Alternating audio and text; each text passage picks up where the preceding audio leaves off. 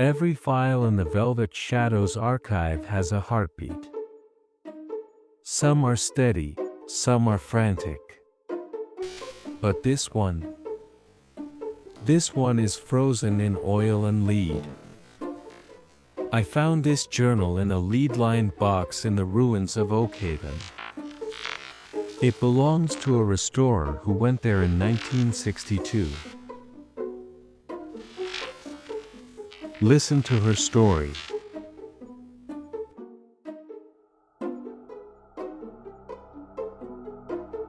My father taught me that a good restorer never leaves a trace. Our job is to vanish, to let the artist's original truth breathe again. But what do you do when the truth you uncover is a silent scream? In the summer of 1962, I went to Oakhaven to fix a painting. I didn't know I was actually performing an autopsy on a family's darkest secret. I was hired to restore the Vane collection, a series of portraits that hadn't seen the light of day since the Great Depression. The instructions were specific: remove the grime, but do not look beneath the surface. I should have listened. Because some things are painted over for a reason.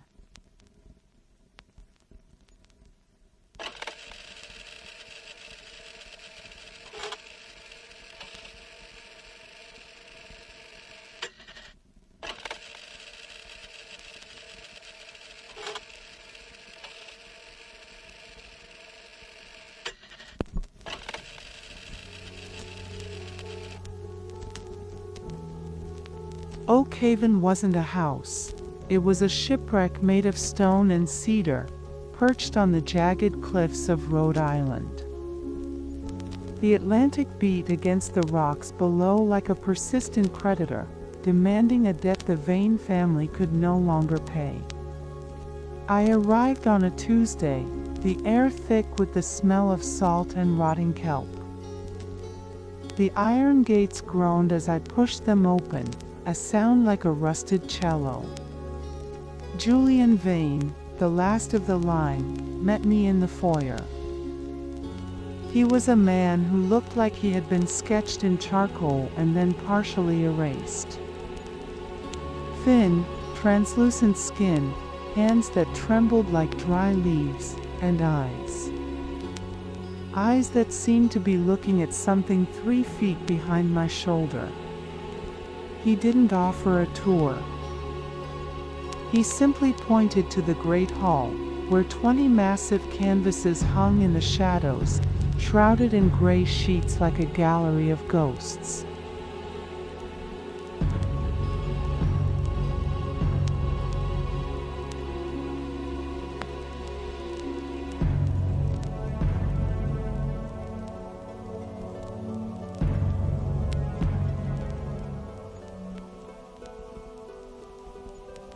My work began the next morning. The great hall was a cathedral of dust. When I pulled the first sheet away, a cloud of moths erupted, fluttering like scraps of burnt paper. I started with the portrait of Julian's sister, Eleanor. She was beautiful in that cold, New England way, high cheekbones, pale eyes, and a mouth that looked like it was holding back a secret. She had disappeared in 1924, a week before her wedding. The official story was a runaway bride. The town's story was a cliffside tragedy. As I applied the solvent to the varnish, the yellowed film began to melt away. My cotton swab turned black with 40 years of soot and neglect. But then, I saw it. A stroke of red.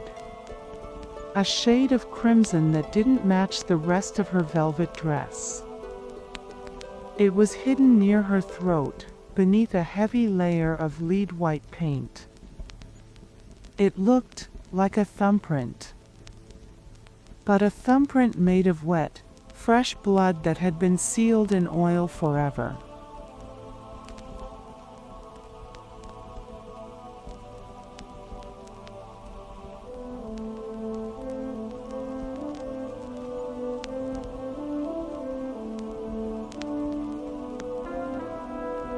Days bled into weeks. I lived in the East Wing, where the wallpaper was peeling like sunburnt skin. Julian rarely spoke. He would sit in the corner of the hall, watching me work, his breath a rhythmic rattle in the silence. I found myself talking to Eleanor. Or rather, to her image. "What happened to you?" I whispered one evening, my scalpel gently scraping at a suspicious bulge in the canvas. The anatomy of a painting is a strange thing. Most artists build from the background forward. But Julian's father, the man who painted these, had done something different. The more I cleaned, the more I realized he hadn't painted a woman. He had painted over something. Under X-ray, if I had possessed one, I would have seen the truth. But I only had my eyes and a feeling in my marrow that the woman on the canvas was staring at me with a desperate, silent plea.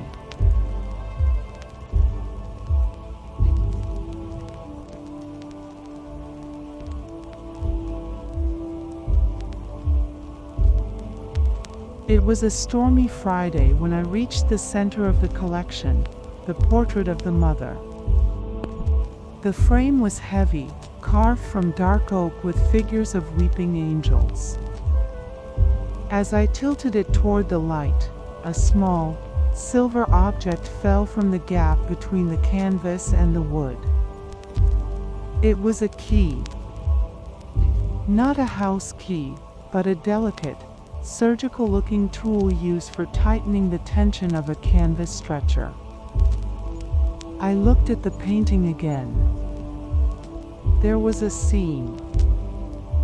A tiny, almost invisible line running along the edge of the mother's jaw. My hands were shaking as I applied the heat lamp. Oil paint, when warmed, reveals its history. The layers softened. I took my finest palette knife and began to lift the top layer of the mother's face. I expected to find a sketch, a pentimento, a change of heart by the artist. Instead, I found a second face, and then a third. It was like a Russian doll of tragedies. Each face belonged to a different woman from the town's history of disappearances. All of them painted over, layer upon layer, until they were nothing but the foundation for the Vane matriarch's smile.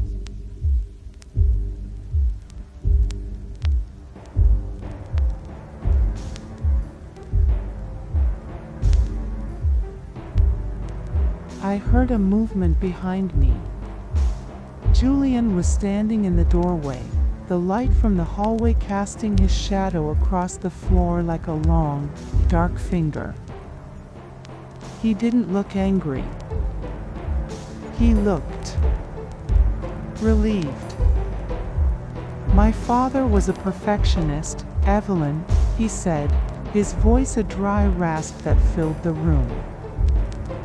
He didn't believe in models. He believed in essence. He said that to truly capture a person, you had to have them present. Not just their likeness. Their presence.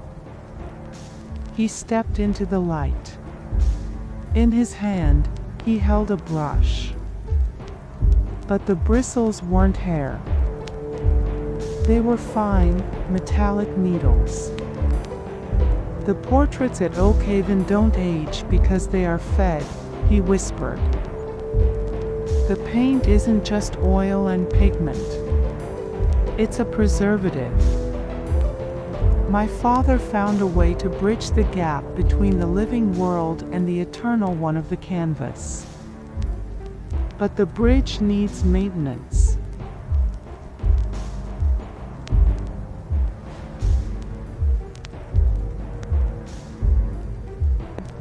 I realized then why the room smelled of rotting lilies. Why the crimson thumbprint on Eleanor's throat had looked so fresh. Julian moved toward me with a grace that belied his age.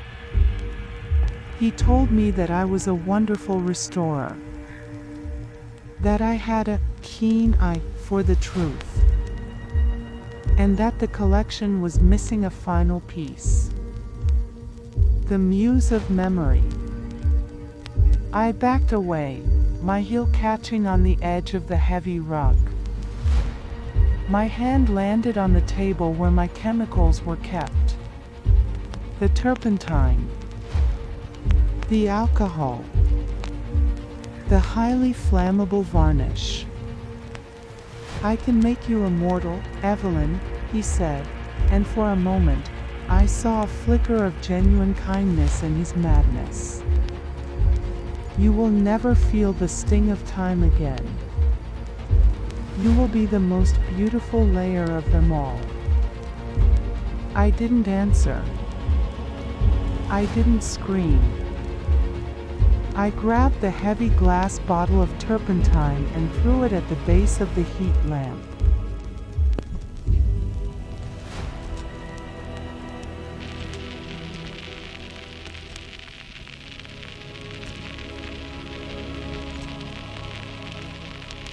The fire didn't crawl, it leaped. It was hungry for the dry wood and the oil-soaked canvases. I ran for the doors, but I stopped for 1 second to look back. Julian didn't move. He stood in the center of the great hall as the flames began to lick at the frames. And then, the most terrifying thing happened. As the paint on the portraits began to bubble and melt, the faces started to change. They weren't just images anymore. The layers were peeling back in seconds. Eleanor. The mother. The missing girls. They were all there, their faces distorted by the heat, their eyes finally opening for one last, searing look at the world they had been stolen from. They weren't screaming. They were breathing. For the first time in 40 years, the air reached them. And then, they were gone. Reduced to ash and light.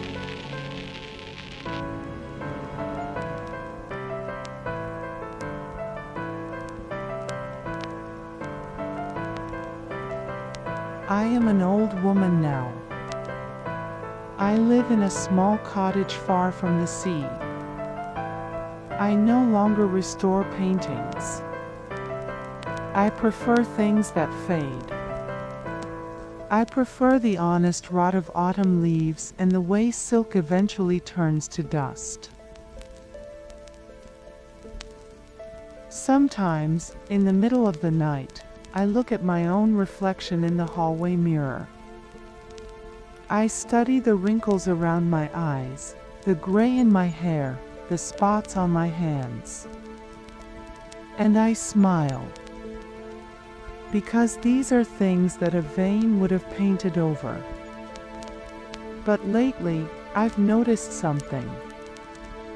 When the light hits the mirror at a certain angle, I see a faint, translucent line running along the edge of my jaw. Just like the one I found on the mother's portrait. And when I sleep, I don't dream of fire. I dream of oil paint. I dream of a brush, made of needles, gently stroking my skin, whispers telling me that I'm almost finished. that I'm ready for the final layer. Oakhaven is a ruin. The Vanes are dead. But the art is still waiting for its witness.